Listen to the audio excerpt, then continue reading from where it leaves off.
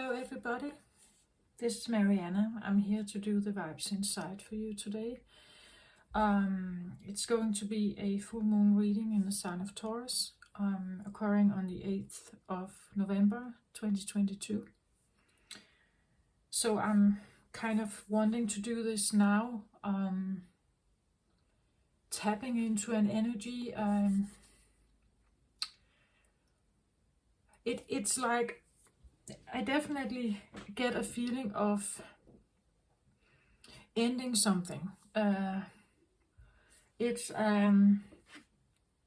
full moons has a say to that. You could say that full moons can be about wrapping up something, ending something.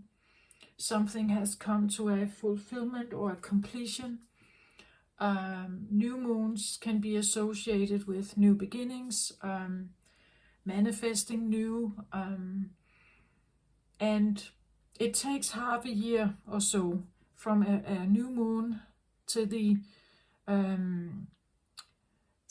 full moon occurring. So a new moon in Taurus was in April, right? And now you have come to the completion of it in November.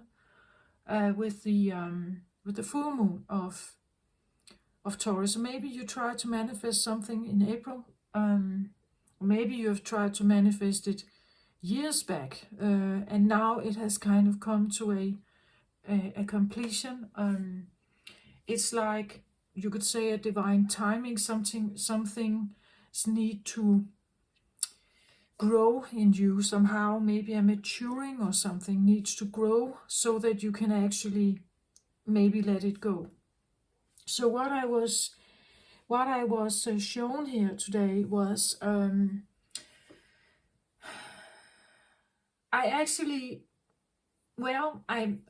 just describe it as an energy. You can put an image on it, like for instance, now we have the Taurus energy, so maybe we can take a Taurus like a bull, but it was a very feisty, I get it like a screaming, a roaring, hysterical or loud, very loud, you could say animal perhaps, and it had this like screaming to it. And like a constant feeling of screaming or something. And then I saw like an energy of like just tucking it away. Like just a big blanket or something, kind of just tucking it away. So I don't know if there's something going on where someone who usually could be very critical in your life, or the demands of maybe the outside world or something, is kind of being tucked away. It's no longer a nuisance. It's no longer that demanding. It's no longer that frustrating or irritating, or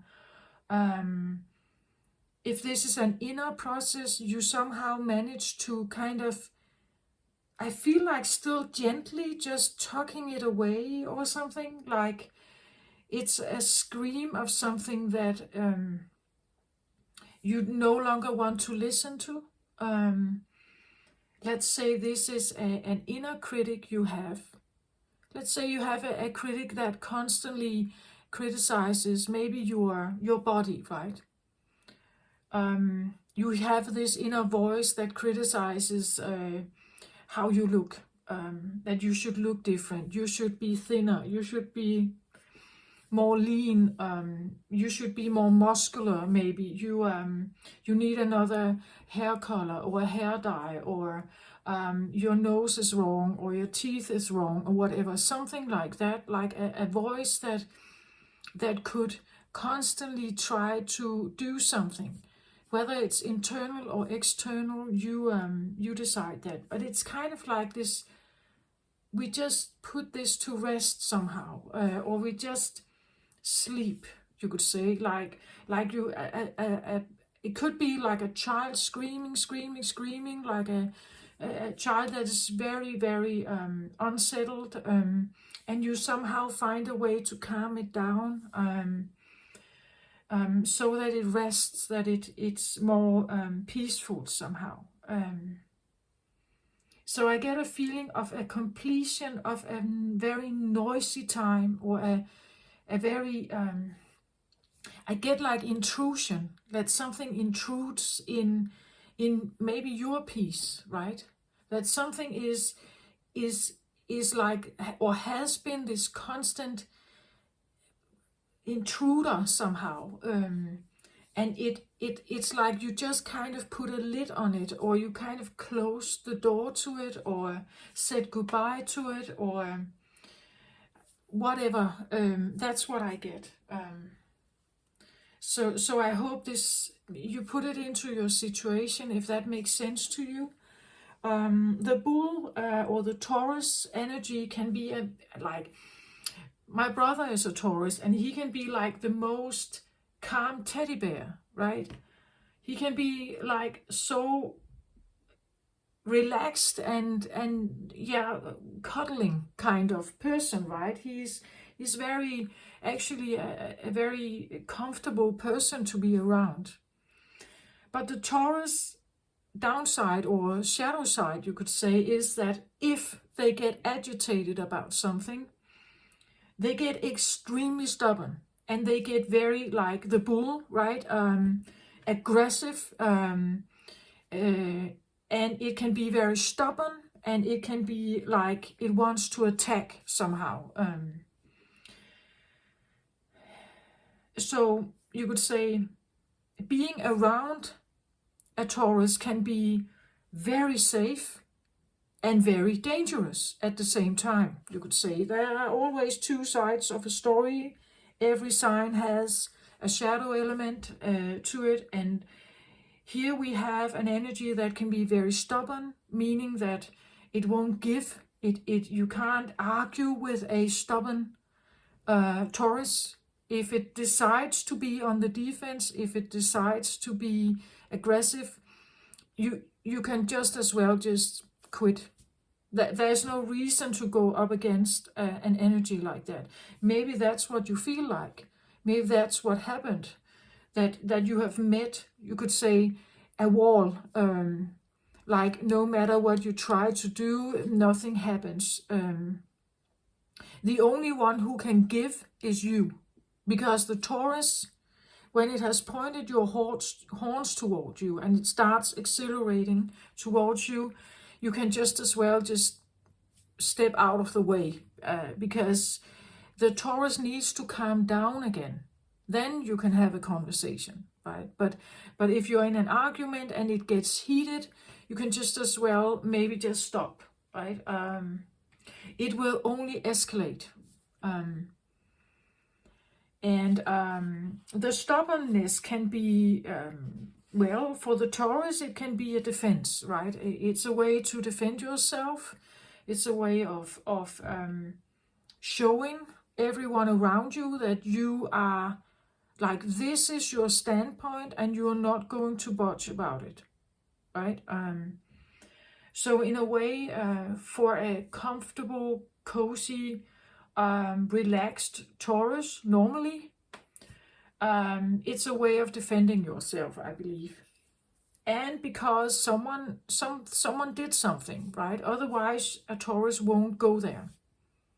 There's something that is unfair, or they feel in danger, or something like that. Otherwise, they don't go there. So Taurus is usually a very calm, as I said, a teddy bear. It takes a lot to get them into that position, I want to say. There has to be some kind of injustice, perhaps, here. And maybe you are facing something like that, or you are witnessing someone facing something like that. To get someone angry in the position of a Taurus, which is also about, it's an earth sign, right? It's about, like, you could say, basic safety. It's about, you could say family. It's the closest attachment you have. It's about feeling safe and secure. It's about feeling that you are connected with what you need. That there's a supply, right? That there's an opportunity, an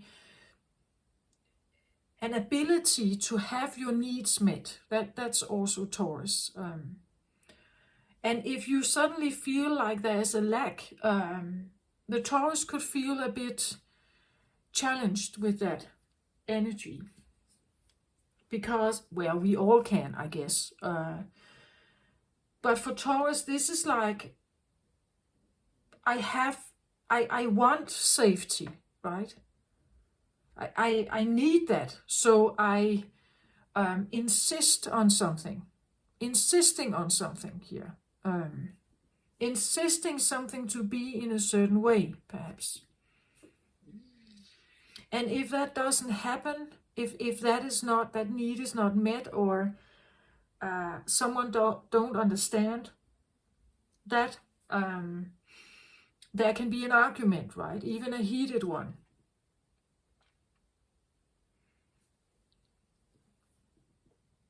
Taurus is associated with Venus. It's feminine. It's so it calls for, the feminine always calls for what she needs, right? She calls for what she needs. Even in a masculine body, there is a certain expectation that some needs are met somehow. And sometimes it doesn't happen, right? The partner or your work situation or other situations are suddenly kind of pushing or putting a pressure on that. And this is where a Taurus would react, usually. Okay, so, and maybe insist on something, right? It has to be in a certain way, or it has to be now. Okay. And maybe that's the constant yapping, right? This screaming or roaring that I kind of heard, and someone is kind of just closing the door to it. So saying no or saying goodbye to something. Maybe you're excluding someone from your life. You're simply saying no to it. Maybe with a door slam, or with a more like patting, gentle kind of, well, not today kind of feeling, right?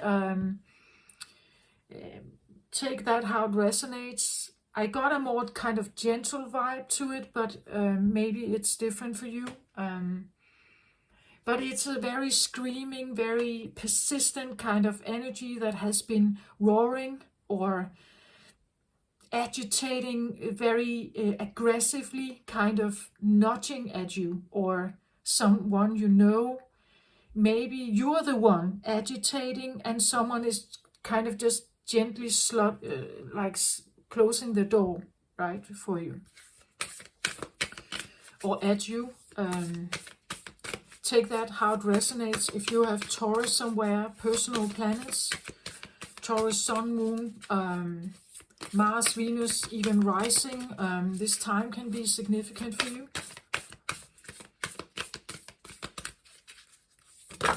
I don't have Taurus personal planets, but I feel it strongly.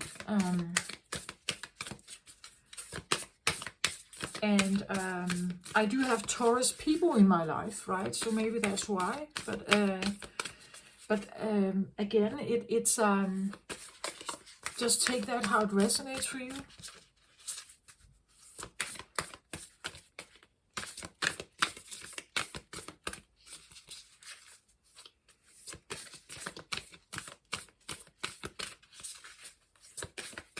So I'm looking for an overall and underlying energy with the Isis Oracle here for this reading.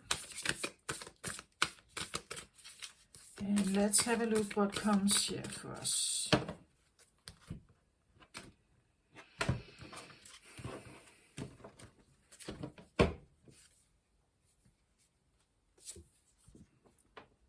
Divine Sun Child, blessings of the Sun Falcon.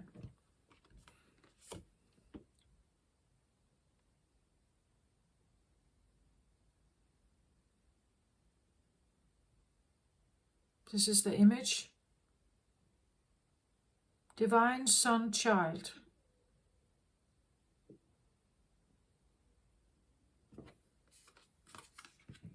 Blessings of the Sun Falcon.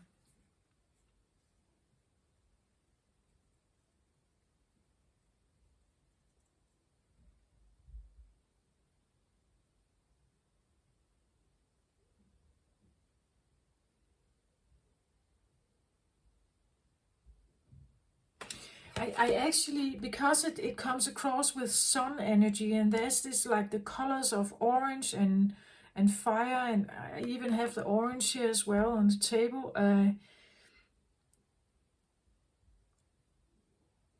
it's so interesting because I have well, we have an element of Isis here, right? And she always has this circle on top of her head because she is guided, right? She is a goddess. But it's almost like what I see here is like this halo, whatever this is supposed to illustrate here, from the Egyptian way of drawing. I get it like it expands, and now we have it here, right? Like it expands out and becomes this big. And in this expansive light, you could say, we now have a man here and a falcon. There's even a falcon here as well. But it's I get a feeling of like an expansiveness. Like something is expanding, maybe your crown chakra, your inner knowing is expanding. The falcon is an air element. It flies, right? This is something about having an overview or an overlook, maybe an epiphany about something. You now suddenly see something in a different light, maybe about someone here. But it can also be that this represents a voice, air element, again, throat chakra, pineal gland, crown chakra, that there is something that needs to be voiced. And something comes through here as a big voice. Maybe that's what I felt like, that you had this feeling of like a constant yapping, blah, blah, blah, blah, blah. Something is constantly yapping or talking to you here, right? Something is constantly yapping or talking to you. That it has been on your mind. Something has been on your mind for a very long time, and it comes across as bigger than this, right? Than her. That it's like a big announcement or something. Maybe you feel like someone has been in your head. Someone has been in your head for a long time, right? Someone has been present or in your head for a long time. With some kind of knowledge, perhaps here. That it has been like with her or constantly like pushing with information or something. It can be a person that has been on your mind, right? That you feel like has constantly been talking to you. Maybe literally, like they have been speaking to you, phone calls, writing, SMS, emails, and they have been saying something to you, right?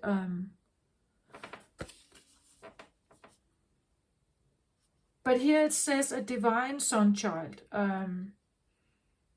So maybe there is something in the message, like maybe whatever they have been yapping about, even if it has been a lot and big here, like a big voice, maybe there's something in there for you that actually could be divine. But what I saw was like it was kind of just gently put to rest somehow.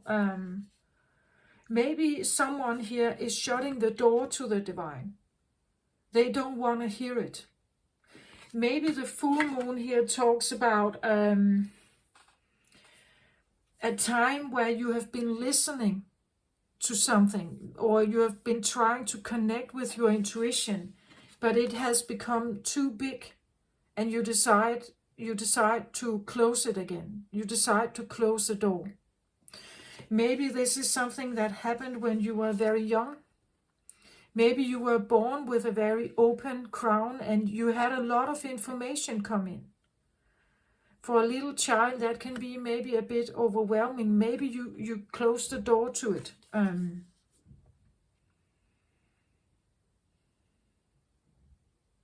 It says it's blessings of the Sun Falcon. Well, I believe it's a blessing if you can handle it. If you can handle the information, it can be a blessing. You can have a lot of epiphanies. But if you are not ready to handle it, I'm not sure it's a blessing. It could feel like a curse. Let's have a look in the book of the Divine Sun Child. It's just, that's what I get. I get the feeling of a lot of information, like a big voice. He is quite big here, right? A big voice. And of course, that's great to have a big intuition, right? A lot of intuition, a lot of intuitive downloads. But I also get the feeling of maybe someone closing the door to it. Maybe you have been through a time where you have been listening a lot, where you have been maturing and growing your intuition, and now you kind of feel like I don't have the time right now to be constantly in this. I need to do other stuff as well. I close it, at least for a while, I close it. Or I'm not listening to it. Or it has somehow maybe been bothering you a lot, and now it's not the same. You have somehow matured or grown with it, or you have the ability to talk it down, to I don't know what this is. Maybe it's warning signs, right? Maybe you have a very intuitive, active warning that comes up. But I usually feel like warnings, well, warnings and fear can usually be more linked to an ego thing. And not so much intuitive guidance. It can be, but I want to say this comes across more as and with the fire like this, almost like an ambulance, right? That it comes in with this feeling of danger or something. And then it's this big voice that kind of keeps swirling in around your head, or is maybe, as I said, the voice that I saw in the beginning is very loud and very persistent and even aggressive maybe, because it's a protection. It wants you to hear it. It doesn't want to be ignored, right? And maybe it's like it becomes bigger and bigger and bigger for you. And maybe it actually is here to help you see something. Maybe there is a blessing in disguise here. But I also get the feeling of maturity, like there's a maturing to this, to understand it right. Blessings of the Sun Falcon, the Divine Sun Child, Horus, son of Isis and Osiris, flow to you now, beloved initiate. It is time to allow your life to flourish without limits, to let your light burn bright and without veil, just like the midsummer sun burning without contest in the Egyptian desert. Blessings of the Sun Falcon herald the time when your divine legacy is being born. It is your time to burn bright. And of course it is your time. Maybe this is exactly the opposite. Like, instead of, as the book says, it's time for you to shine bright. Maybe this is what I saw in the beginning. It's this feeling of a voice that has been keeping you down. As I said, maybe criticizing your body, criticizing your mind, criticizing the way you respond or your behaviors, or it could be an external or internal, or both. It could be a person in your life that has maybe been a big factor always. Maybe it has even been an advisor, someone you trusted, someone you really admired maybe. But realizing that it staying in that belief and listening to them is holding me back somehow.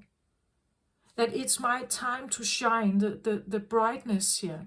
It's my time to shine, to own who I am here, to own, maybe this is like a lot of knowledge you have that is supposed to be shared with the world.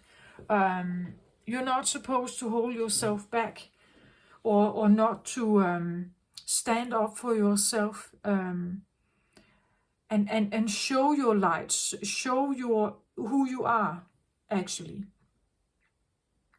So instead of keeping it small here, you should actually just full-blown just show people who you are here. That there is an enormous knowledge perhaps here, or power. And maybe you can stand on your own. You don't need mentoring. You don't need advice from anyone. You are fully prepared to be who you are here.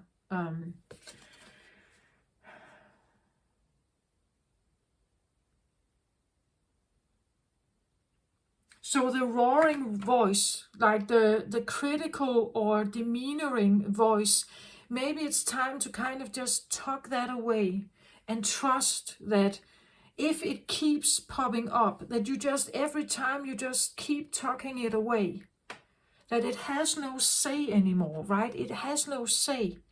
That something else has a say, right? That you are kind of expanding, like from a maybe a little self-worth into a big self-worth, that you are in this process of building something very big here. Some kind of knowledge or something, a voice maybe, you're building a bigger voice maybe, and it takes confidence.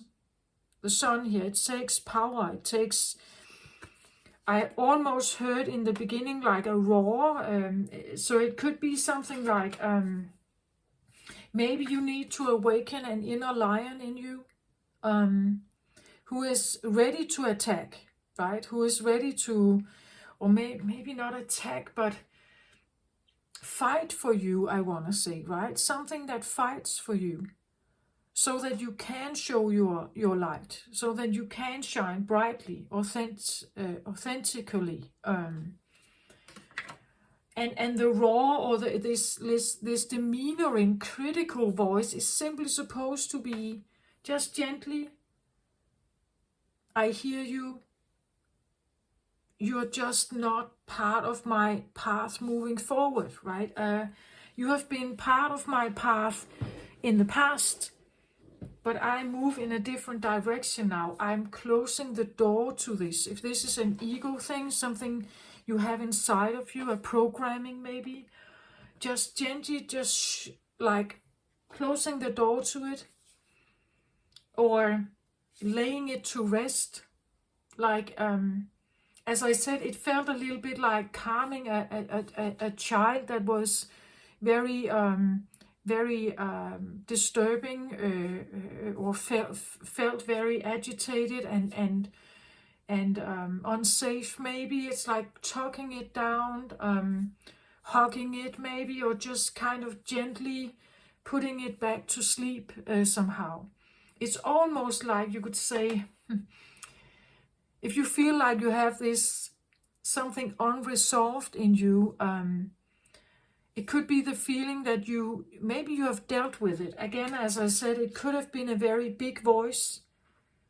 And sometimes I must say that if you have been looking for answers within, sometimes you may find it and the voice shuts down. But there are situations where if it keeps screaming at you, if it keeps nagging, if it keeps criticizing you, if it keeps staying there, sometimes you can't.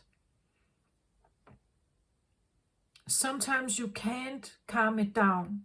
Sometimes it keeps wanting to attack, or it keeps wanting your attention perhaps. It keeps drawing you back unless you are not giving it attention and you focus your attention on something else.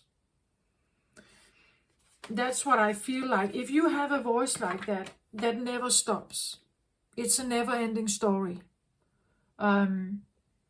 It's the child that never stops crying.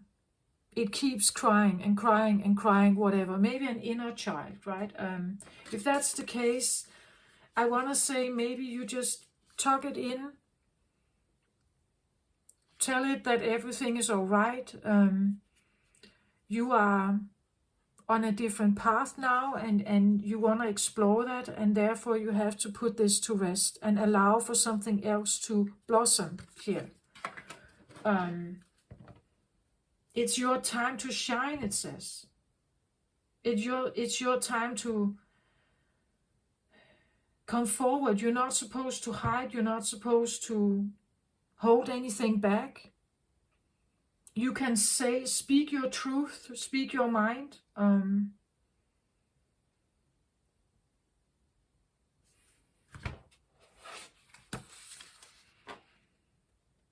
Horus, the divine son-child of Isis and Osiris, was born out of impossible circumstances. Through the great devotion of his mother, Isis, and her loving determination to heal her husband and bring him back to life, to eventually become king of Egypt, defeating dark forces that would seek to destroy him and all that he loved, with great triumph. It is a story of the divine hero of Egypt. Yeah, it feels a little bit like you, like conquering something. Conquering, like putting something to rest, or I almost get the feeling of sealing something. Like you box it in, or you seal it, or could be the feeling of like an inner shadow side that kind of can take over, or an inner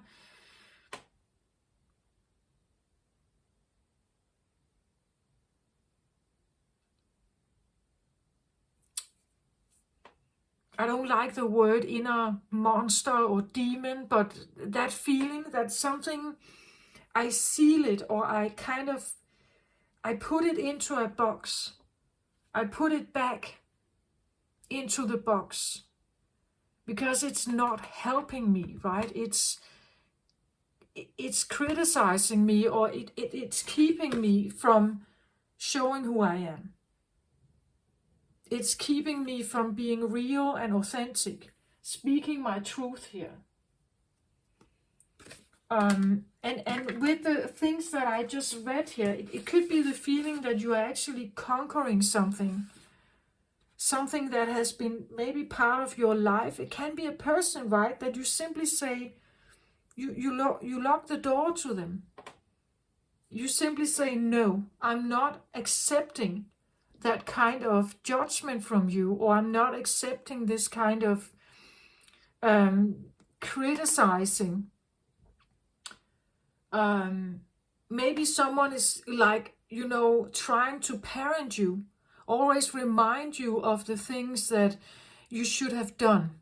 You ought to be doing that. All this, that's what we do with a small child. But when they grow up and they become, you could say, adults, even young adults, it's time to stop with that. it's time to accept that they may not be like me. They may not prioritize like me. Maybe they will eventually, but right now they don't. If they're teenagers or so, maybe they don't. But I have tried to teach them the best I know. The best I know. And that's the thing I can do. But keep trying doing that when they are in their 20s and 30s and 40s and 50s. Then you just create an enemy, right? They don't like to listen to that. So somehow I get the feeling that if this is like a voice or a person that keeps like egging you or like really or nagging you with all their good advice, right? They feel it's a good advice, or I ought to just remind them of this. But this is a person that shouldn't do that, I want to say. If it's an inner voice, I want to say that's also not beneficial. Then it's a feeling of a programming or a voice that needs to be tucked back to bed, right? Just rest.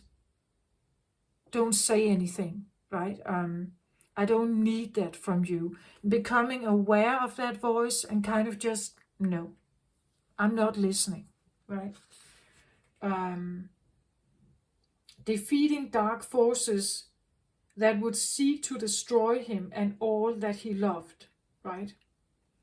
So it seems like this full moon is here to kind of put a full stop to something of a darker nature, I want to say. So that something else can come forward here and shine and be witnessed and be seen and be viewed as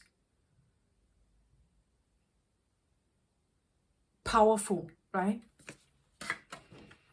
At the bottom of the deck here, I get divine sisterhood,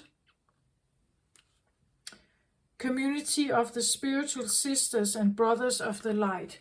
Yeah, something within you is definitely bringing something forward. It's like a voice is born or something. Because it comes from within, like an inner a community of spiritual sisters and brothers of the light. Maybe you belong to some kind of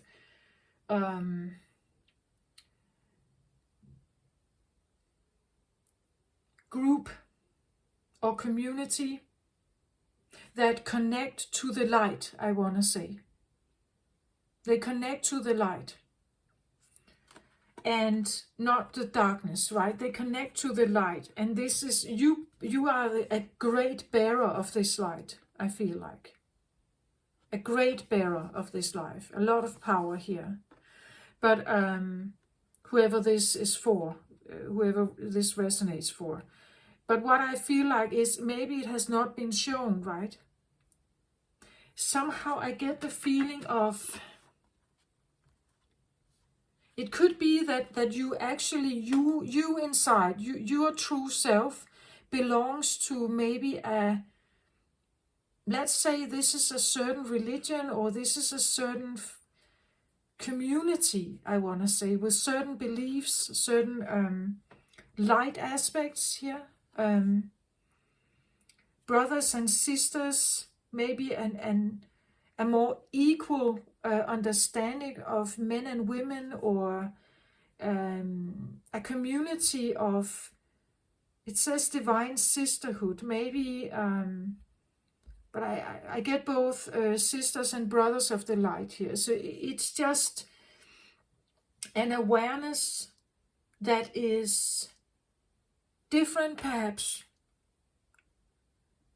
than the one you grew up with, the one you were born into, as it says with the card.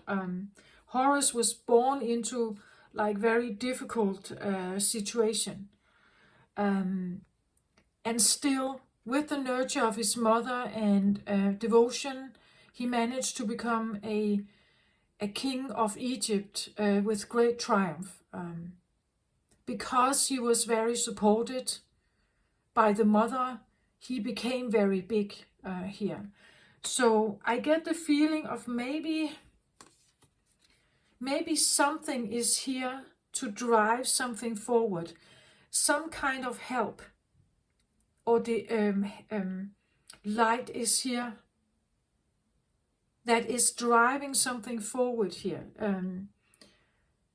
Maybe it's an inner knowing that you belong somewhere else, that you belong to a different community, that where you grew up was not your home base. You didn't get the right nurture perhaps here, or support, that this is a community of support and it's there for you. It's maybe even calling you. Maybe you feel like you're called towards something, maybe a different religion or different people, different friend groups, a different church maybe, or a different belief here. It could be that it's almost calling you there, right? That could be also what the completion talks about, the full moon talks about, that you are finally maybe realizing that you belong to something else, that this is your home, right? This is the home group for you, but it's not where you grew up, right? That the mother, the devotion of the mother, you find that here, but not where you grew up. So maybe the full moon is here to, maybe if you're not literally shutting the door to something, you definitely know it. You definitely know that maybe there is a need for some kind of separation from something, or at least that you tuck something down. It's no longer of meaning to you. It's the past. It relates to the past. The wounding you may have had from it relates to the past. The healing comes from here. The healing is from this place. And this is what is helping this forward.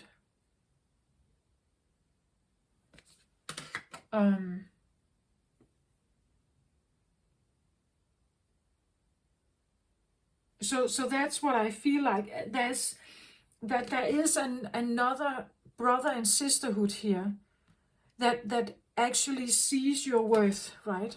That understands your worth here. It could be the feeling of a different family, or maybe this is, let's say you have a far out family or extended family where there is a totally different vibe. And this is where you belong, right? This is where you feel at home. This is where you can shine your light. This is where you can be who you are. This is where you are maybe more connected, where you feel like you can speak your mind, whoever you, whatever that is for you. You can shine that light there. Or that, as I said, it literally means a severing, like you have to talk a critical voice down so that you can open up another one here. That's what I feel like. That there has been what I would call dark forces, maybe manipulate, like this critical nagging voice is an inner critical voice, or an outer critical voice, or even both. It can be like something that constantly wants you to perfect or be different or act different, look different, something like that. Perform different, right? It stresses you. It agitates you. It creates anxiety. It gives you depression or something like that. And it's this feeling of like saying no to that, closing the door to it. That this is no longer welcome, you could say. It's no longer a voice that you're listening to. And maybe something needs to be spoken with the Falcon energy here as well. Maybe something needs to be spoken. Maybe an intelligence needs to be shared here or shown.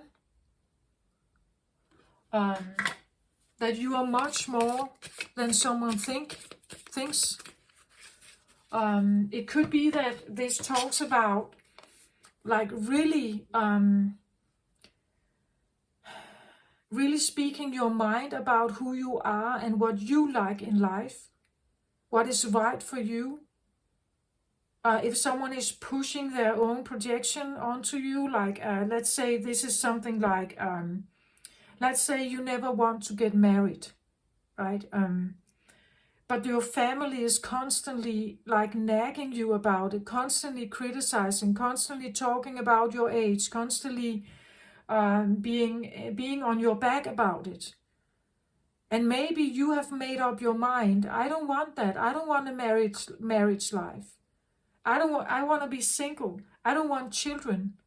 I want to devote myself to my work. I want to devote myself to becoming a leader, perhaps. I can't be a mother or at home if I'm in charge of something here. Right? I want something else for myself. And this is my wish, right? So it could be this feeling of really putting out these boundaries and being very clear and very straightforward.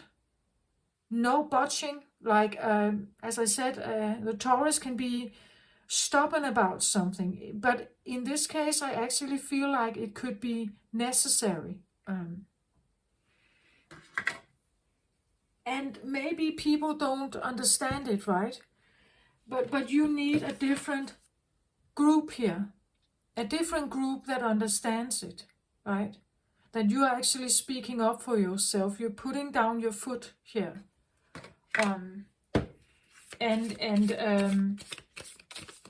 The reason for you being stubborn is because there's something to it, right?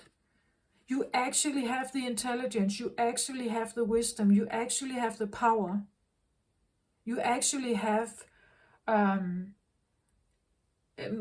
the money, you actually have what it takes to do this, right? So even if they would like you to do something else, you are now choosing for yourself, right?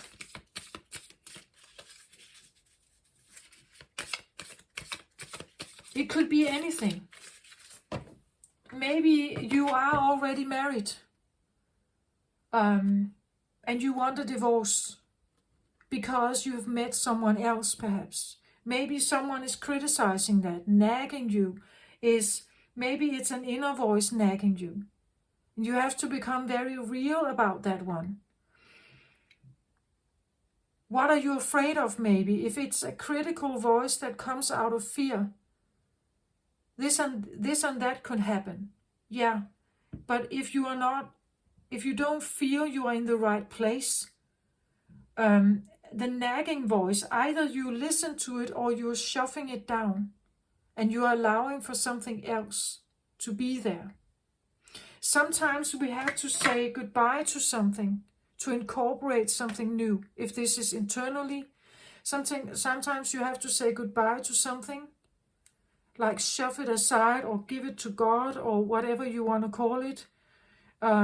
Shove it back to hell if that's where it comes from, to allow, so that there's room for something else.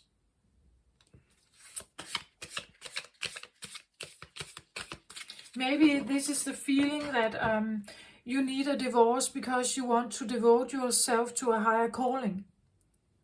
Or, I don't know, you need a different job because it's not in alignment with something.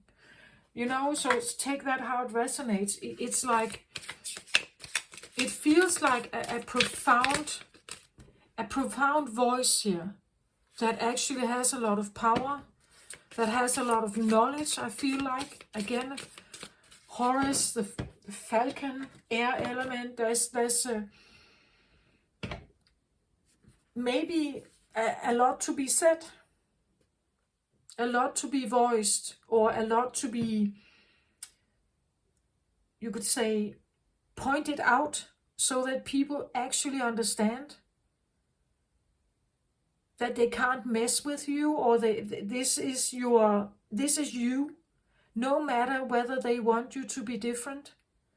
Like, this is your identity. That this is you, right? And you don't want to be held down anymore, perhaps. Maybe you need to put a foot down about that. That you don't want criticism. You don't want them to come with all kinds of gaslighting or manipulative remarks. You don't want them to intrude in your life. You want the key back. If let's say you have given your key to your brother, and they constantly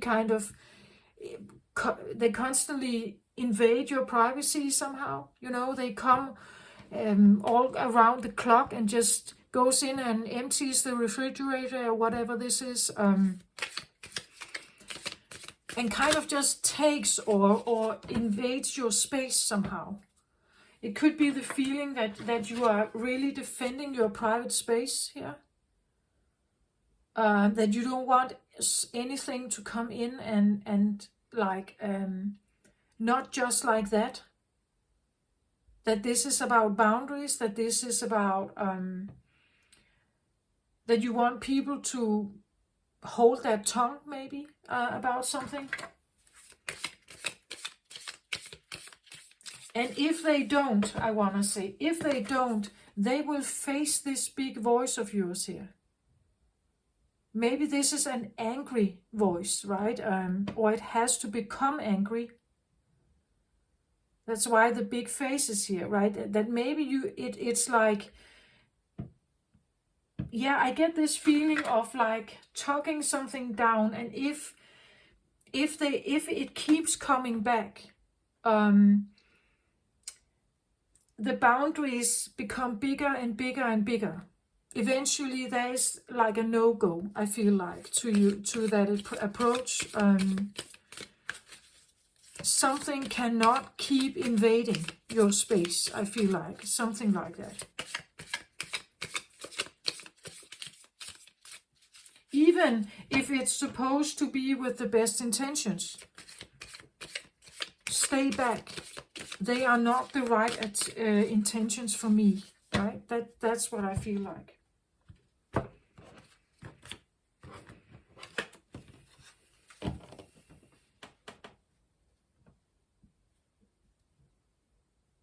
So it depends on how loud you need to become.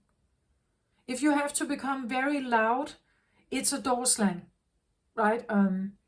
If you can choose not to become that loud, maybe it's just a gentle tucking in. But take that how it resonates.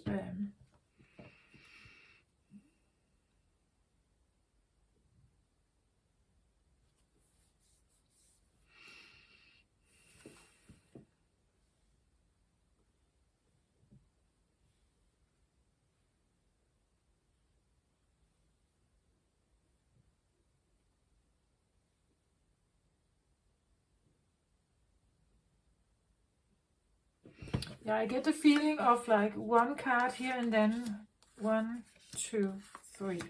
Like these are kind of closer together somehow. And then there is one over here. So that I have 3 cards here. You can't even see the third one.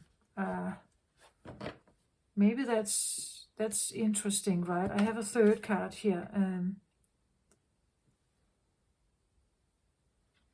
But I was supposed to put them like that.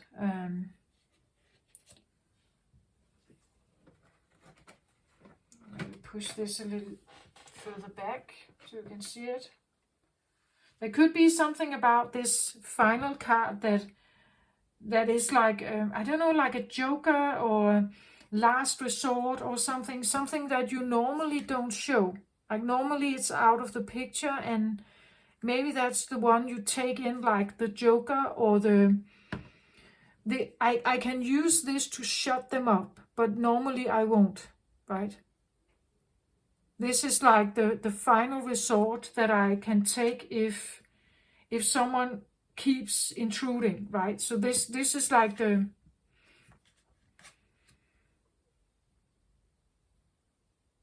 but I get the feeling it's something that is normally out of, like, this is normally not something you would say or do, but that's like, that could be the door slam, right? It could be this, no, I would never do that with this person, but because of this circumstance, I draw this card, right? I take it as a final choice, maybe.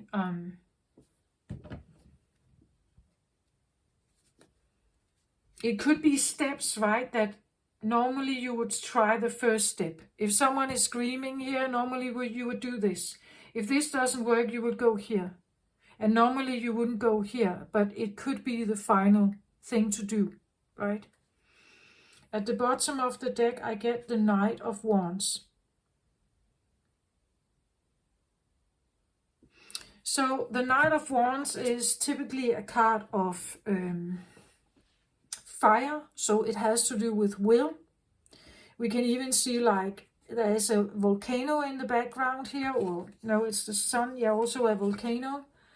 So again, we have the sun child. Maybe we talk about an explosion here, like literally becoming extremely loud here with a big voice, really needing to scream something in someone's head, maybe, because they don't get it. And that could maybe be like the last resort, something you normally don't do, or normally you don't show this. You don't show this. This could be the feeling of, this is the monster I don't show the world, right? That this is the final thing I can draw, but normally I don't do that.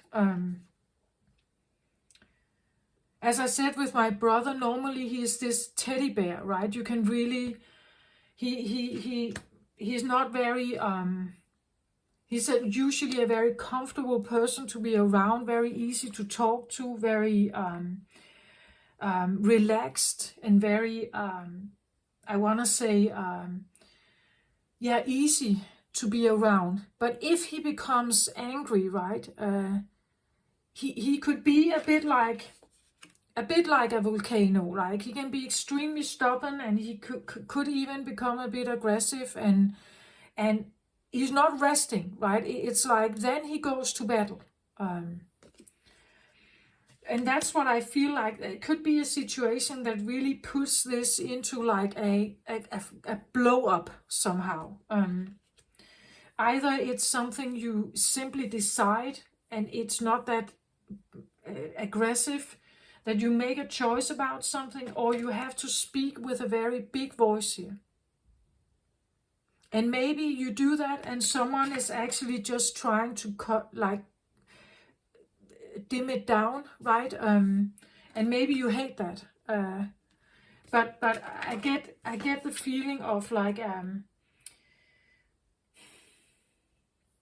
the knight here is usually someone who follows a code of honor. Right? He has an armor on. He is willing to go into battle for some reason. The honor, the code, something he is protecting, or he's serving it. He is loyal to it. He wants to fight for it, maybe. It could be like your land, again, your private life, maybe your house, your garden, your and you are loyal to that. You want to serve it. You want to be loyal to it. He's usually loyal to a king also, this one, right? He is a knight here. But maybe the knight that you have been loyal to is, maybe you don't like it anymore. Again, this feeling of shifting religion or shifting club or community. Maybe this knight is traveling to another community, another kingdom. You could see it a little bit like a deserter, or maybe that's what the king, if this is the king here in the background, being very angry about an illoyal soldier here, right? Leaving the knighthood to serve something else. I get the feeling of like, and maybe this feeling that there has been some kind of eruption. Maybe you leaving something has created the eruption. Or you are walking away before the eruption comes, right? Maybe you have felt it coming. Maybe you have felt it coming, or it's on its way or something. And you are just slowly but surely kind of leaving the kingdom to serve something else. That's what I feel like. The eruption could also be your eruption, that you somehow got to say something here that changed a dynamic. They got to see who you are, or they got to hear a truth here. And because of that, you can't be in the community anymore. You have to leave. You can no longer be loyal to this. Right? There is an aggression here, or something tearing down, or an angry, aggressive energy here.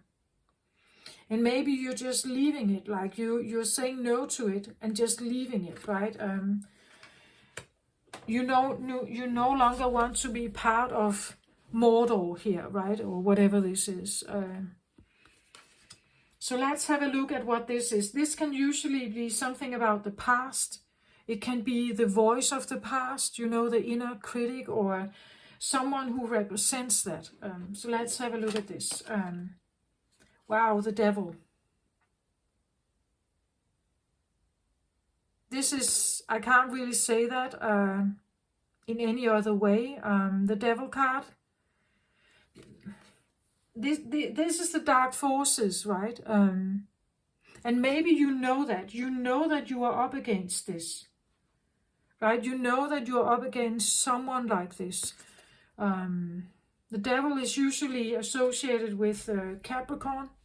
Could be a Capricorn or someone with Capricorn in their chart somewhere. Doesn't have to be. It's a very persistent energy.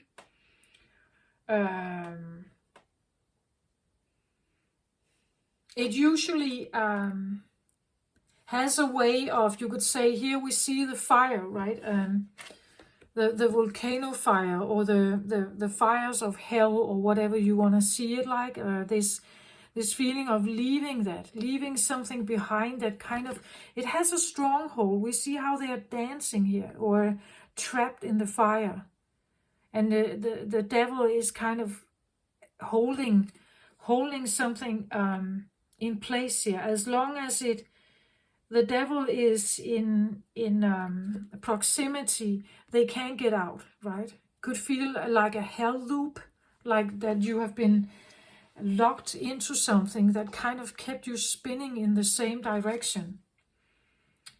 He could be a quite, if this is a person, they could be quite strong, like physically masculine, like very physically fit, and maybe they were actually quite good looking, this one. Like a well-shaped body. You're lured in by that, maybe.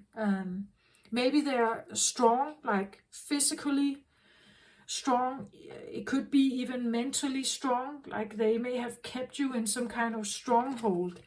Maybe the feeling that this could be the voice from this one that you have been hearing, right? And you need to shut it down, or you need the help of the falcon here to figure this out, right? To figure out what this voice is, where it comes from. But if it gives you the feeling of fear, anxiety, depression, this is not a good voice. This is not supportive. Even if it seems like it means well, like a mother or a father, right? if it's not supportive of you, who you are, then I would say it comes from this place.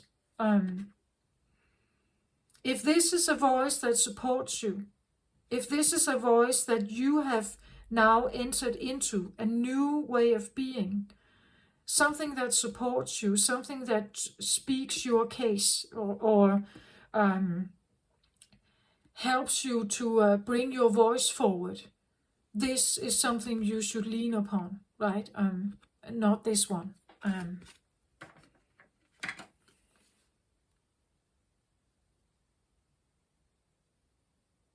There are even two horns here, right? Maybe you are literally dealing with a Taurus also here. But I see it also as like a blindfolded, right? That he only sees his own way. It's only his way that is okay somehow. So there could be a stubborn, but also powerful, I want to say, attachment maybe to this energy, or there has been. But I see it like the Knight here. Again, the Knight could be, maybe you have been in a stronghold with someone. Maybe you are the daughter or the son of someone here who kind of just held you. And now I see like it's like this, again, it's a Knight, right? They usually want to serve, right? That's in their personality. They want to serve someone. It's a part of their nature to be loyal to something bigger than themselves, to fight for something. But I just get the feeling that this one is leaving, like they're leaving maybe this one behind here.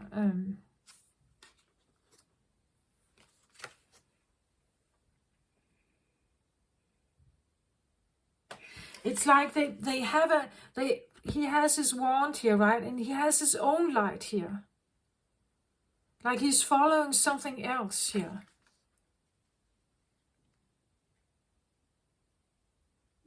And the horse is like facing right, and the right direction is, right, well, but left and right. The right means that it's the forward moving path. Where if you're facing left, it's like being more concentrated about the past and past issues, and where this one seems like he wants to move forward and he has to follow his own light here. It could even be the feeling of like a young person moving out of home, right? And he has to follow his own light. He has to follow who he is, figure out whom he is supposed to serve, right? It could be maybe someone needs to figure out what kind of education they want. What kind of job do they want? And maybe it's not the same as where you come from, right? As I said, the community here. Maybe you are not like your community where you grew up. Maybe you are totally different. Let's say your parents were teachers and caretakers, and you want to be a corporate management leader. Or you have a family that has never been into religion, or never into like a higher consciousness or higher self-awareness, and you grew up in a very materialistic, very dense human understanding of the world, maybe with lack mentality, and you want to go your own way here. You want to follow your own light. Maybe you want to connect with a brotherhood of light here that shares the same element here, the same knowledge, and therefore he has to gather a certain will of his own. The wand's energy, he has to gather a certain will of his own to walk away from where he comes from, leaving the kingdom. And a kingdom, you could say that as long as you follow the rules here, you're probably somewhat safe, then this one is content, right? But if you go against them, they could probably become very angry, possessive. They want to call you back, right? They want to call you back into their community or their kingdom, you could say. That as long as you do what's right in this kingdom, you are somewhat safe there of the devil here. But as long as you go against them, you will now be maybe called back. That could be the feeling that someone has been keeping calling you, like asking you to show up or be there or participate or something, right? They want you to be involved. And I see someone leaving this, like not being involved in this anymore. So let's say the first one here, the High Priestess. Yeah, this is the feeling of wanting something more, something lighter. Look at how she kind of lifts herself up here. This can talk about the higher calling I talked about. This feeling of, I wanted to escape maybe. I want to fly away. Maybe that's the first thing you did. Maybe you activated something within you that was like a dream world, an escape, a more like a mental escape of a situation, a way of connecting with something outside of yourself, a different energy here, something else, expanding the third eye here. And maybe you got assistance here, right? Maybe you had a supporter here somehow. Knowledge and wisdom and support here that came in and helped you to grow something, to take yourself out of a situation. The High Priestess is usually very psychic. She can be a bit mysterious.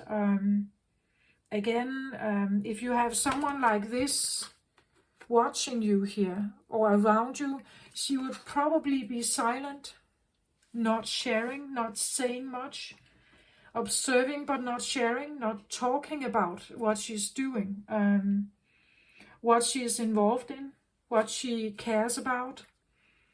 She has her own world here, a world where she feels more comfortable, or where she feels maybe, again, some community here where she feels more connected. But it could be, as the image shows here, the feeling of daydreaming, lifting up of something, like flying.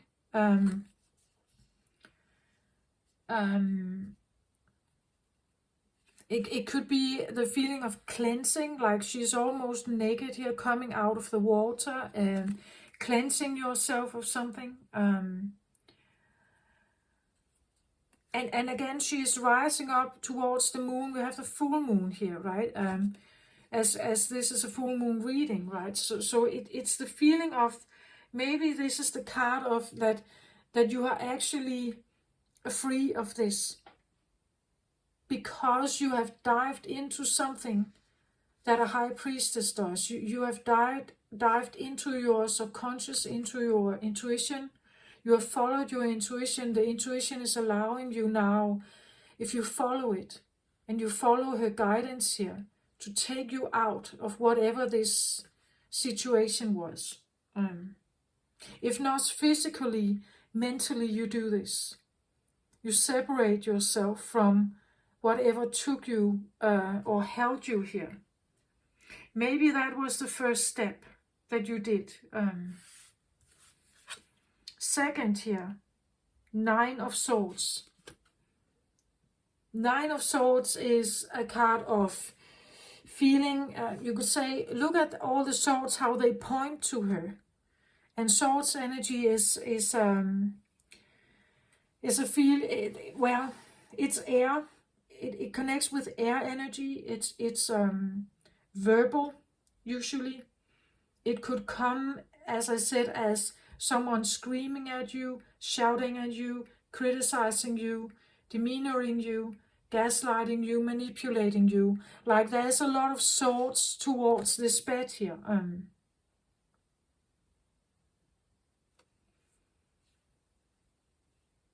And usually someone would become very sad about this, depressed about this. But I'm kind of drawn to the white owl here, that kind of is stepping in or watching here, watching something, right?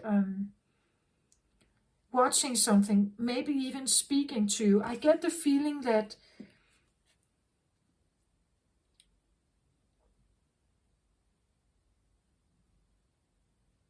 and look at how this, it's so interesting, this card actually. Look at, I don't know if you can see in the background, there's this shadowy like person of someone blindfolded, and it has this reddish color to it.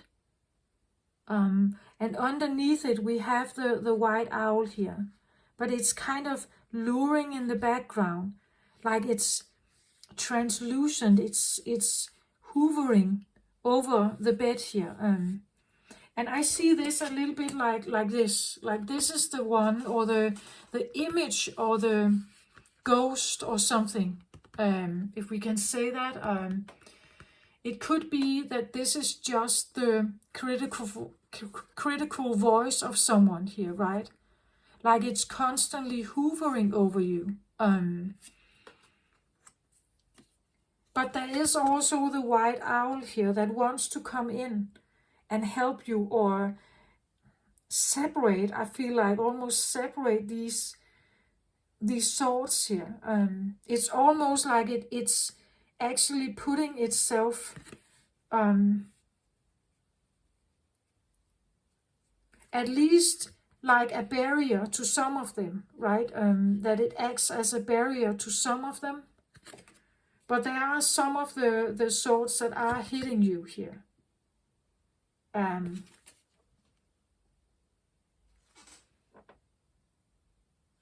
But I also see how her arm is here. I see it a little bit like she's crossed her arms, protecting herself against something. Maybe you're doing that with the wisdom of the High Priestess here, that you can guard yourself from something.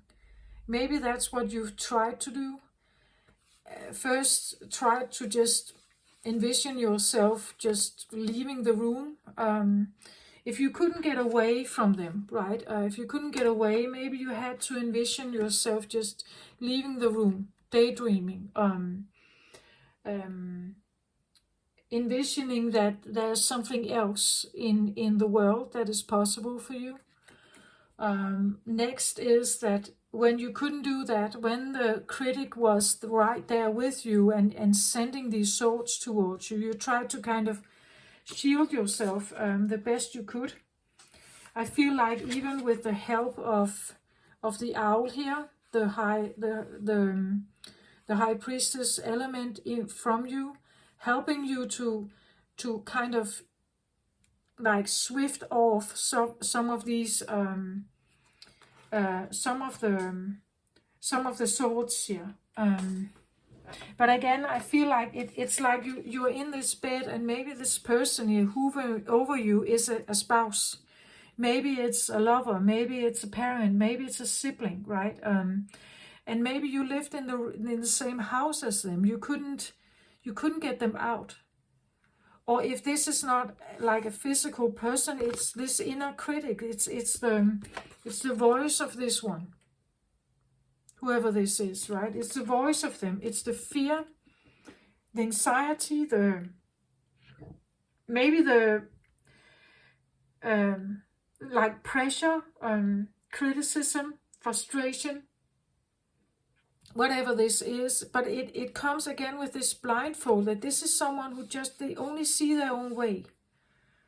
And they send this, they project this. I feel like it's projection. Someone has been projecting something towards you, right? Projecting something towards you,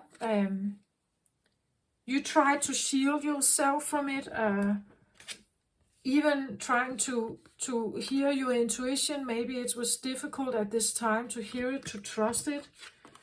It couldn't take you out, like you couldn't daydream yourself out of this. You couldn't dream yourself out of this. So here you got a hit, I feel like. This could even talk about like trying to rise yourself out of the picture, taking yourself out, away from them here, away from them. Maybe this is self-blame, like that sometimes also happens, right? That if you have been encountering someone like this and have been in maybe a codependency relationship with someone like this, walking away from it can actually create a feeling of, as I said, the feeling of being a deserter, someone who betrays the one in charge here, as leaving, as the knight here leaving. It could feel like you are a deserter.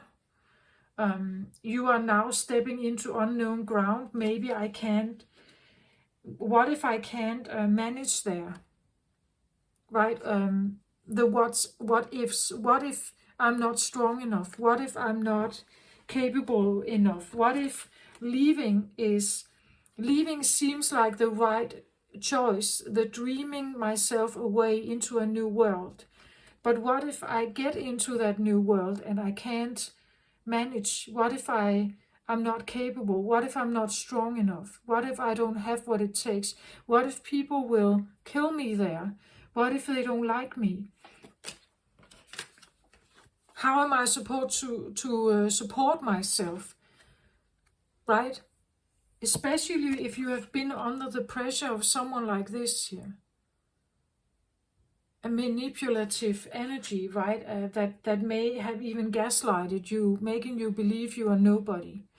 And this is what I feel like. It's a time for you to shine now. You are someone. You are someone powerful. And nobody is supposed to hold you back here. But it may have felt like a pressure. Daydreaming was not enough. The pressure was still there. You are trying to seal or protect yourself. Maybe it has worked for a while. She is like closing her eyes. I see it a little bit like she tries to just not like ignore the thoughts, right? Ignore the messages. Ignore the feelings that come with not responding, not texting back, not calling back, staying away perhaps, just trying to ignore and protect yourself, staying out of something. That could, trying to use your intuition, listening to the voice here that tells you that you have the right, listening to her here, that you have the right to escape, you have the right to get out. Trying to just close your eyes, not listening to the voices, not listening to not reading the text messages, not answering the phone or whatever this is, right?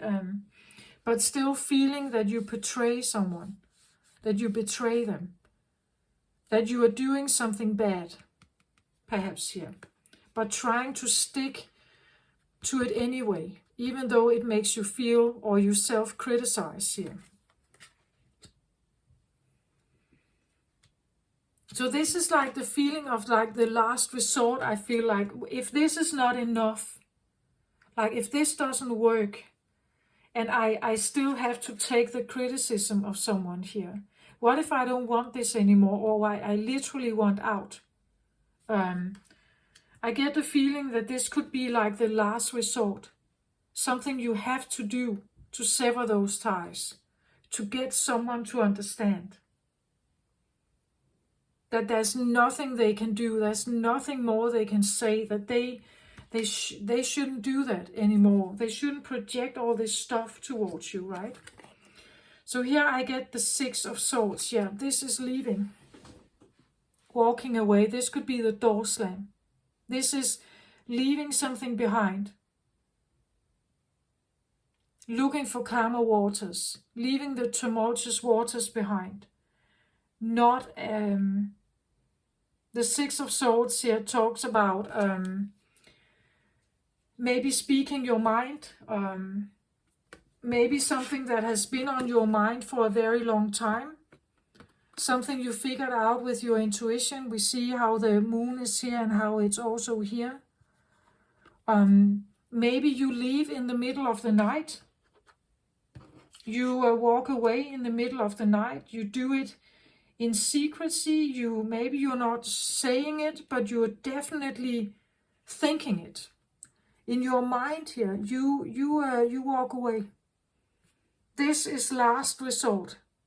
Speaking your mind, being absolutely honest about it, maybe being very loud about it, and demonstrating that you have your own willpower and nobody is supposed to cross lines with you, even if it means that you are no longer welcome, that you are thrown out of the kingdom perhaps here, that you are walking towards something else. You are now entering the realm of the new sisterhood and brotherhood here.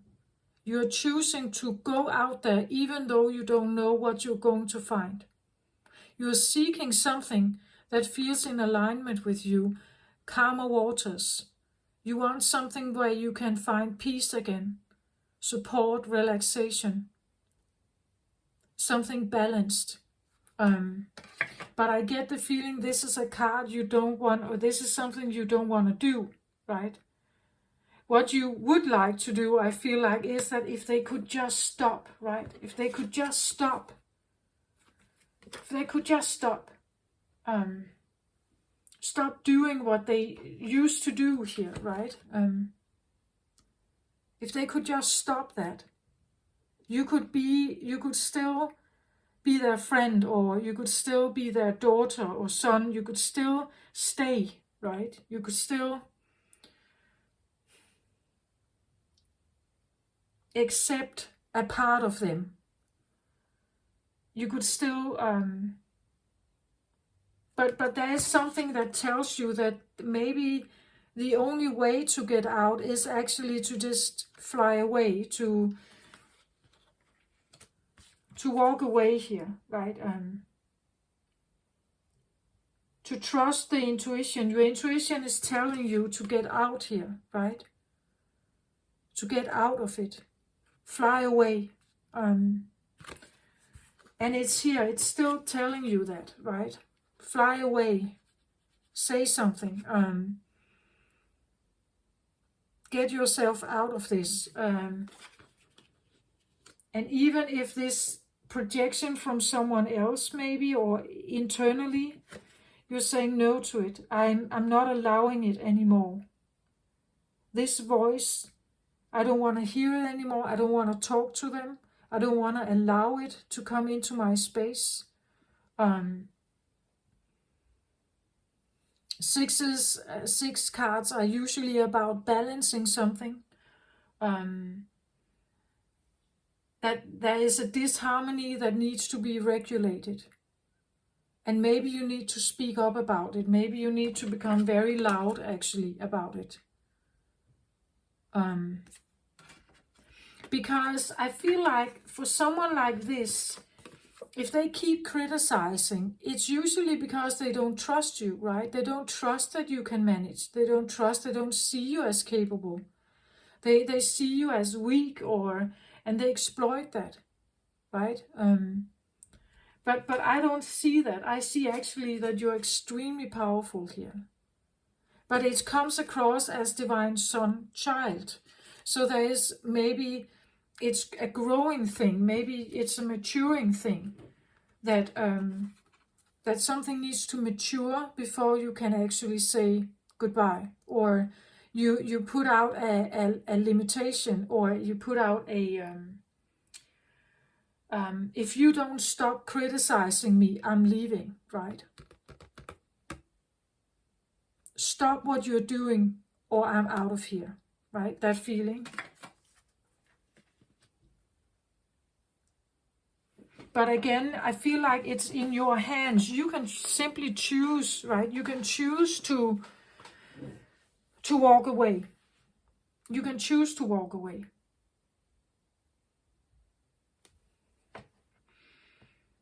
Can I get a little bit more on the devil, please, here?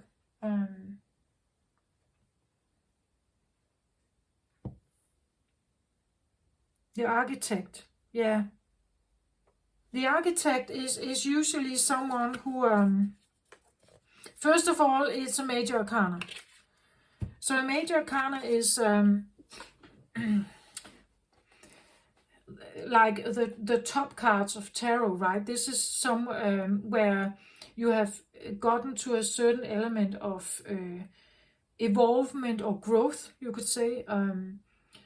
But in this case, clarifying the devil, I feel like the architect is usually someone who is the one who writes, or is the one who writes the story. You could say this could be the writer also of a narrative, right? This is the one who is in charge of how everything looks. The architect is the drawer, right? He draws the buildings. It's the designer, right? The designer of something. He decides what's cool and what's not. What's good enough and what's not. What is in, what's out, what is modern and is accepted and what's not accepted. He is a line maker, right? He is a scriptor. He is a designer. It's like he wants to design a world, and you're supposed to fit into it. Right? You're supposed to fit into his world. Therefore, you're supposed to be in a certain way. So this is someone who feels in charge of being the architect, like the mastermind of something. He feels like he's a mastermind of something. That he is in charge, he is in control. He decides where the window goes or where the door is. You are not. You're just a disciple there. You're just a means to an end. But someone here feels like the architect, the one in charge. Someone who can even change a room, right? They can change the building. They can move it. They can build it. Maybe this is a builder, someone who is skilled in building, who knows a lot about maybe structure and buildings and even like the legal requirements for foundation and all this stuff. But this is someone who feels in charge. I want to say in charge of maybe even like a city, like building the city of Rome, right? That feeling, the architect of Rome. How all the temples and the castle and the like, what is it supposed to look like? What is the gladiator ring, right? Who is there, right? And they want you to do what they tell you to. They want you to do what they tell you to. They feel like the mastermind here, the designer, the architect, the one who draws the line in the sand, the one who decides what can be built and what cannot, what is good enough and what is not good enough, something like that. They have a tendency of being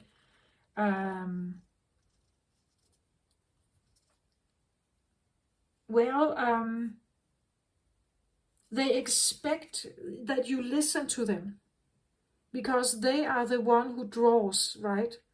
They draw the picture. You could say this is the painter, right? The painter is in charge of the painting, where the knight here is just the paint. or it's just the water, it's just the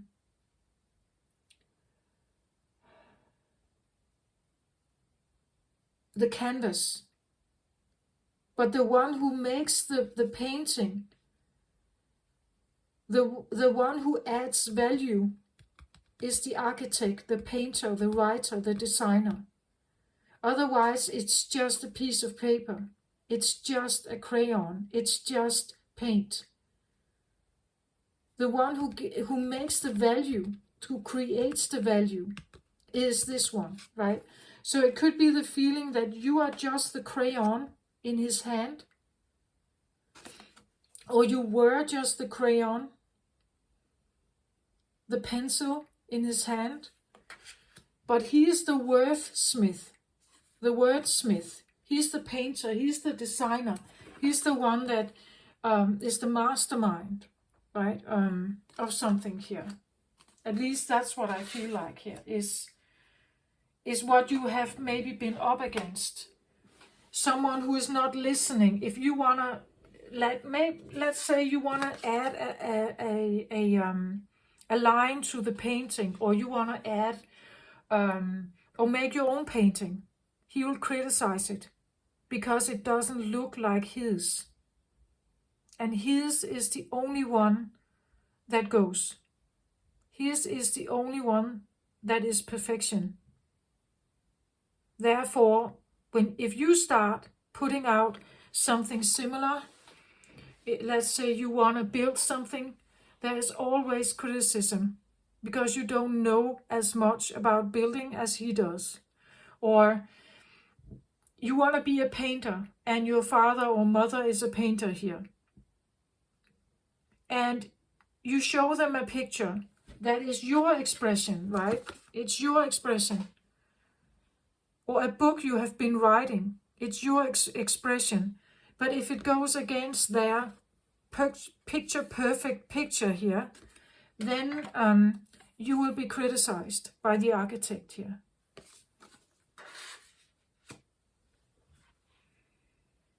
That's what I feel like. It's you have been up against something that feels, again, it's a one card here, one, right? Something that feels first or best or on top. I'm number one, right? This, I am supreme, I am perfect, I am the embodiment of perfection, right? That feeling. But over here you have now been this, I don't know, scapegoat has been come up several times in some of my readings. And because you are a totally different one, maybe you are a more fluid, more fantasizing person, where this one is very earthy, maybe. Very into the earthy stuff. Money, work, hard work, building, all this stuff here. That life is about building your legacy. Building, career building and education and like solid work every day, where maybe you are a more fantasizing person, maybe you are like a mysticism, as I said, into mysticism and higher learning, maybe you are into intuition and fantasy and art, certain arts here, but being criticized for it, right? And maybe you have tried to protect yourself from it, but I just get the feeling that this criticizing voice is always there somehow. And I don't think that's right. You are not, you could be extremely talented here, actually. Very talented. In whatever you do here. Can we have a card on the High Priestess, maybe?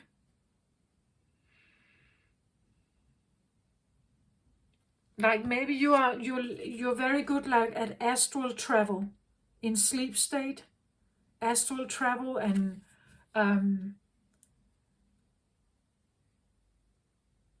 very good at flow state, like you can really get absorbed in something.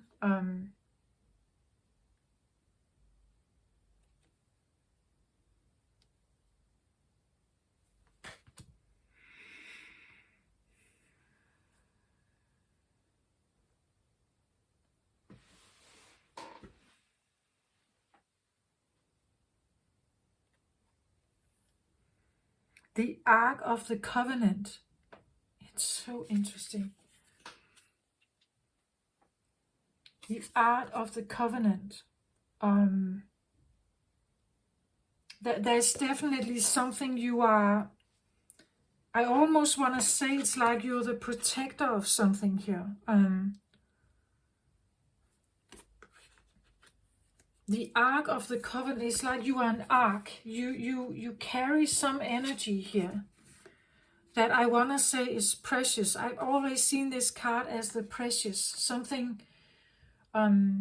we see how the coffin or whatever this is, the ark in here is it's protected by the tent, but also by 2 guards out here, and it's decorated. It's not just any kind of ark.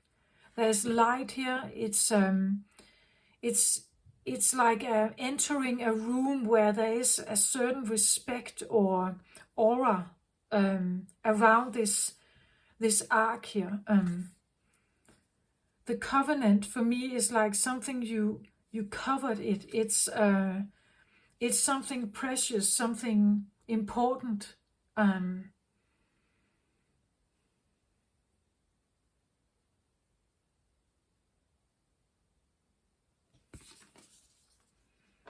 It's an 11 card here. Is supposed to be a sacred number as well. Yeah, there could be some kind of sacredness to you. If you are the ark here, it could be that you are a bit, maybe you were protected even by this person, maybe with the best of intentions somehow. But I get the feeling the devil never works with the best of intentions, only for himself. So keeping someone as the ark, protected maybe overly protected, means that you never got to evolve, or you never got to figure something out by yourself. It was kept maybe under lock or something here. I just get the feeling that you have something. The Ark of the Covenant. Again, a major arcana here. This is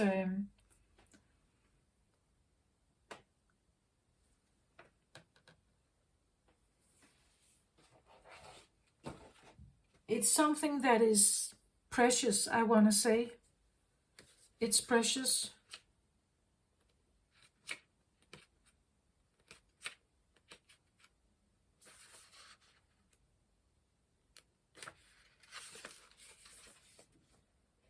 The stars are shining on a serene desert night. Fires burn before a number of white tents. Inside one of the tents, just beyond the open front labs, rests the Ark of the Covenant. 2 men sit by the crackling fire nearby. At the most mundane level, this card can represent a beneficial legal contract or title transfer.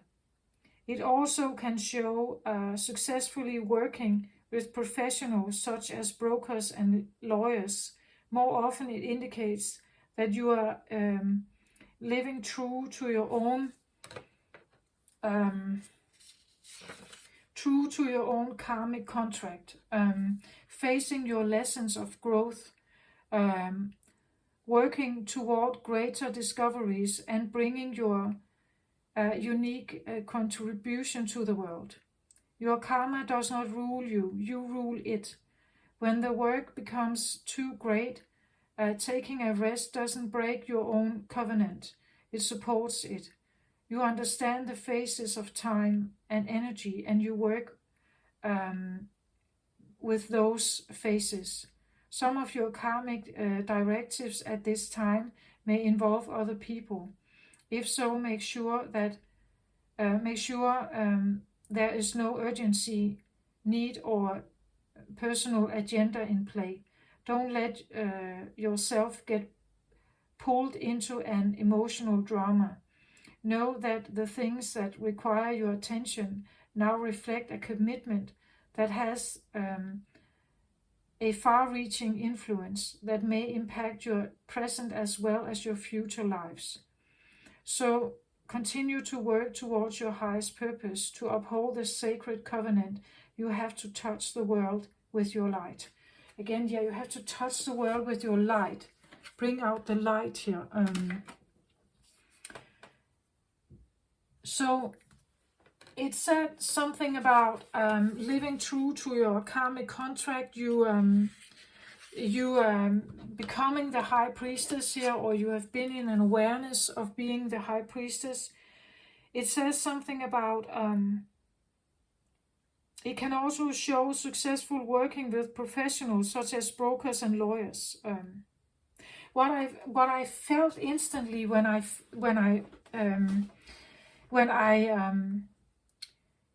read that was that this levitating feeling of her, it could be the feeling that you work with something. In the book it says brokers and lawyers, but here I actually feel like it could be the feeling that you work with something that can levitate something, that can raise the vibration up, that can help you purge something.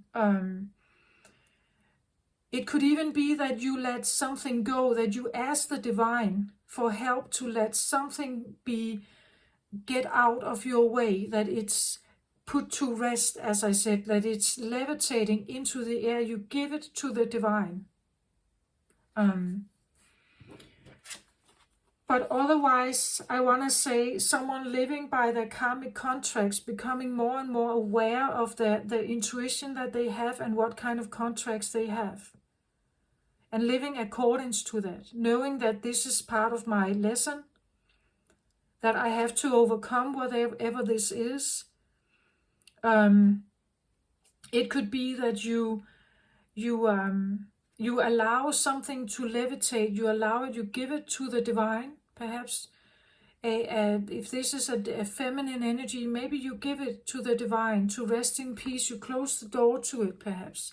The feeling that something needs to be risen up, it needs to rise, the vibration of this needs to elevate, and maybe you've done this over time, becoming better and better at resisting the projections of others, to the point that now you actually don't care. Now you actually just walk away.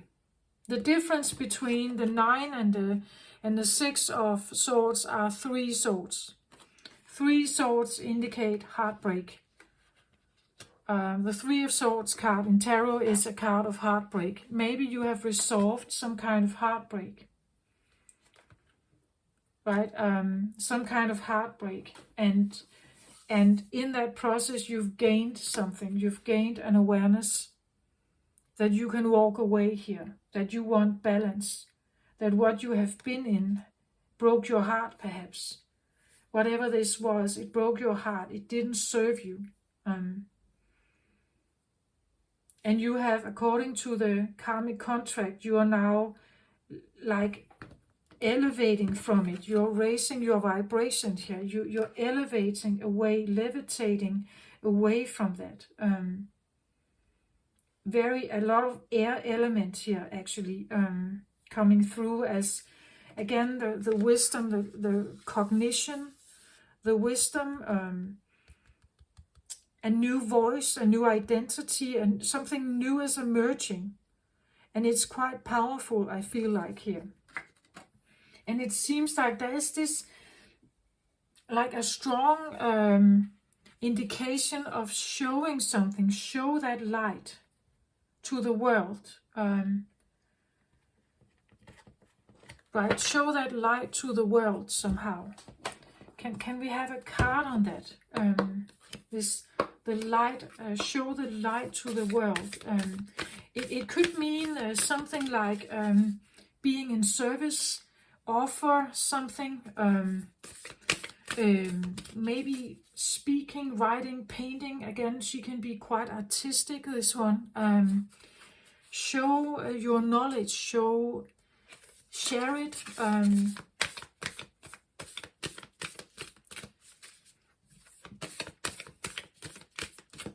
Share it.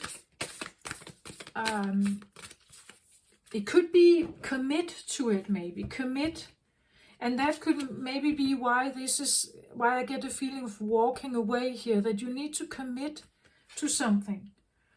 And when you commit, when you enter some kind of new sisterhood here, brother sisterhood, that could be where you will actually be understood, where you will be valued and respected and everything.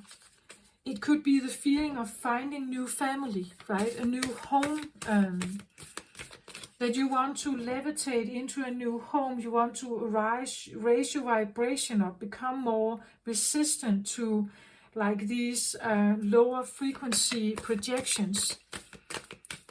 So that, and eventually walking away totally from this. But I feel still this is the feeling of last resort, that I'm leaving for calmer waters, taking yourself out of a situation. It could be, maybe we talk about siblings here, right? Where there is a toxicity. Maybe we talk about family dynamics. Usually, the Ark of the Covenant talks about close relationships, right? It can be something like that, and therefore not easy to walk away from, not easy to say goodbye to, not easy to overlook, right? Not easy to like look away from it, or choose a different path. Can we have a card on this? Showing your light, please. How is this? Maybe is there a way of just, is it just about really becoming angry and speaking your mind, or whatever this is, or running away during the night, or like making some kind of statement? Do you have to become angry? Do you have to become aggressive? Or is there just something else here? The light, I feel like, light is not necessarily about becoming aggressive, but maybe becoming very direct about something, right? Or in an assertive way and discerning way and even direct way, stating who you are and what you want or what you need, and not accepting any kind of criticism about it, right? And actually being prepared to walk away.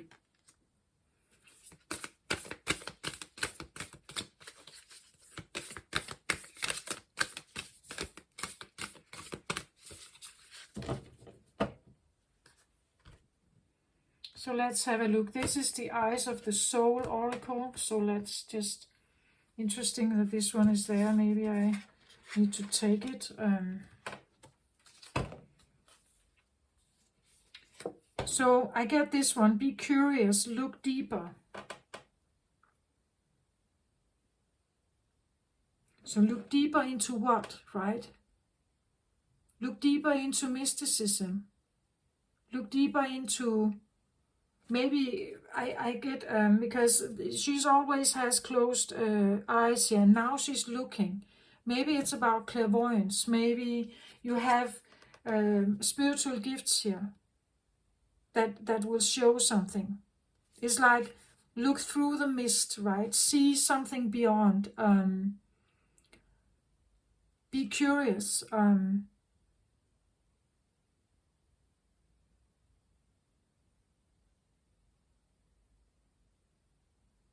Again, you can see something, I feel like, or you have some, I get this feeling of like a joker, that you have something. You have the ability to see something here. See through the illusion or something of someone here. I feel like you should highly trust your intuition on whatever is going on here. You should definitely trust it. And I feel like you are doing something here. Walking away is, I feel like, is maybe the right thing for you. The light, it says here, shine your light here, look deeper. Maybe you have an ability to look deeper. That you can see something. You can see beyond the veil of something. Of people, perhaps. Their masks, their presence, their behaviors. Maybe this is what you can do, that you can look deeper. You can see what's beyond. You can see what's behind or underneath it all.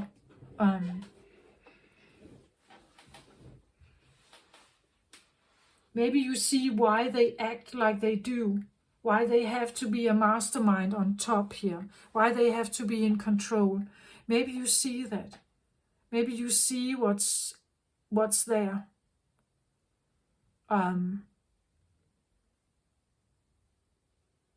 And this is maybe what you can share with the world, right? That you see beyond something.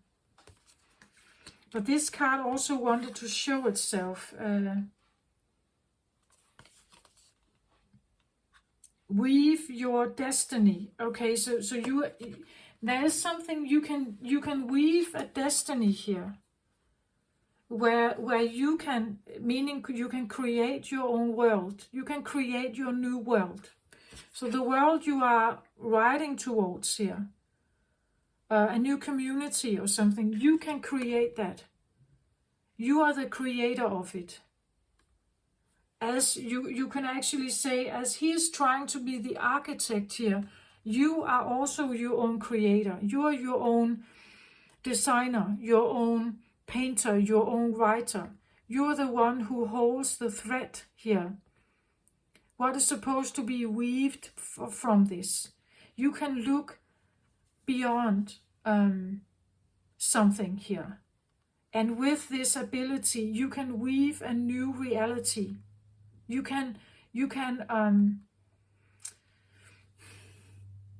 manifest from this. From this you can manifest. Let's say you want to become a clairvoyant. You want to live by that. Or this is what you can offer the world. Right? That maybe you can become a human lie detector. Right? That you can see beyond people's superficial glance. You can look at them and you will know, right? You will know if they have this in them. You will recognize if someone has this within. Right? So you can weave whatever you want to be here. You can weave that. You can create it. You can design it. You can imagine it. You can write it down. You can... But I also have a lot of planets here. So it could even be something with maybe astrology. Maybe you know something that is happening in the cosmic realm. Again, she rises up here, astral travel, and could be someone who, in your dream space, maybe you travel a lot here. You get a lot of insight. The falcon here is here. Maybe you have an opportunity to connect with, maybe you're this one, right? And when you open up your crown chakra here to the universe, you can connect with something very big here. And you can let people know that. You can show this to people, right? You can tell them about it. You can tell people what you see, right?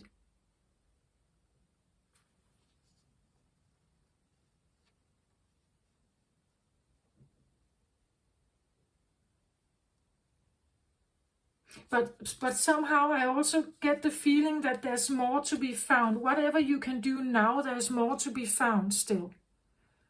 That you can expand other spiritual gifts. And maybe these spiritual gifts have not been something that was valued in this city here of Rome, right? That was not valued. In this kingdom, this could not exist. It was not valued. It was not appreciated. It was not something that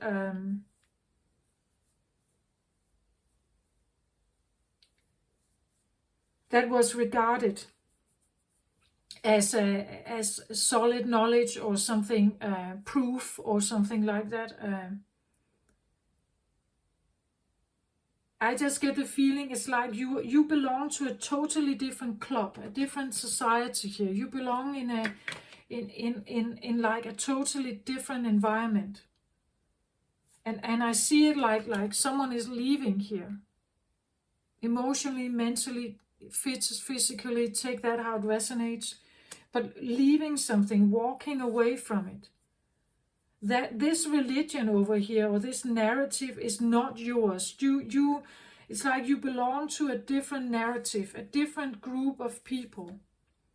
You see something in a totally different light. And even I feel like becoming maybe more and more prepared to walk away, totally walk away here.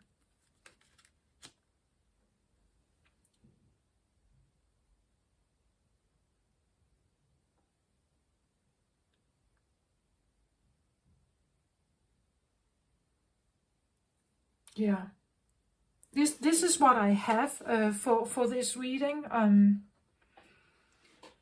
For the full moon, I feel like it's somewhat specific. I don't know exactly, but I actually got a rather specific story, I feel like. And something is awakening, it's growing here. The divine sun child is here. It is in you, I feel like. It's already present. You probably know what this is. An ability to look deeper. Some kind of knowledge, an ability, something you know, something you can see maybe here. Seeing beyond the veil, seeing something else.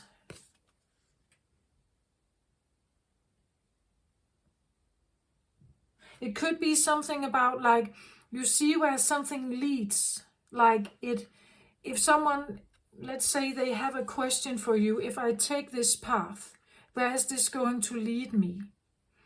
Maybe you have an ability to see that.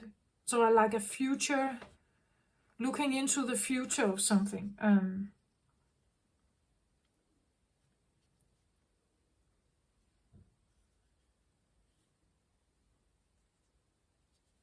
It could even be something like if someone felt like they have been trapped in a dark place, maybe you're the one who can lead them out of it.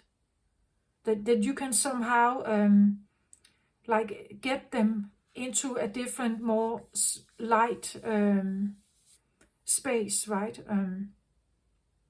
Maybe it's even you, like you are entering out of this towards a community of light here, right? A community of the spiritual sisters and brothers of the light. That maybe you have an ability to help people out of a dark forces, perhaps here. That you can see, right? You can see if they are in this place, and you can help them move out of it, or you have at least guidance. Be curious, look deeper. Maybe you can even do more. Like maybe you have even more gifts here.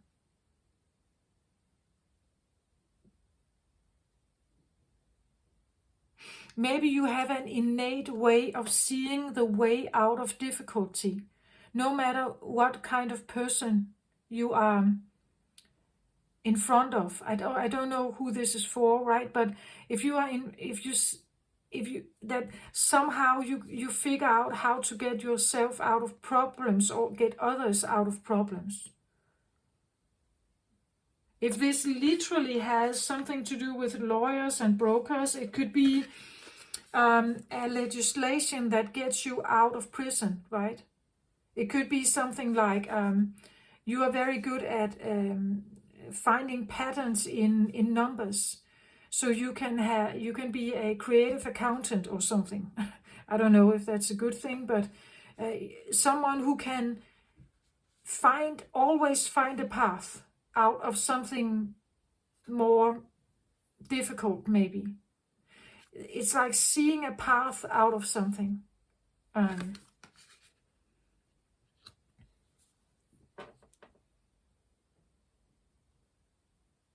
Again, it's like these cards actually, they kind of say the same thing. It's like she looks up here from the water inside this cave here. She looks up, and then it's like she's levitating out of the water, right? That's what I feel like. It's like you can see a way how to get out somehow of something. See ways of getting out of something. But again, it depends on what this cave is, right? What is this? That can be very individual for every person. What this means. But it could be something like you see if people are in trouble, or they are very sad, or they are kind of stuck in something, and you can help them find a way out of it. Maybe you could be a counselor of some sense. But you're definitely walking away into something new, and that's what I feel like is maybe the new moon is this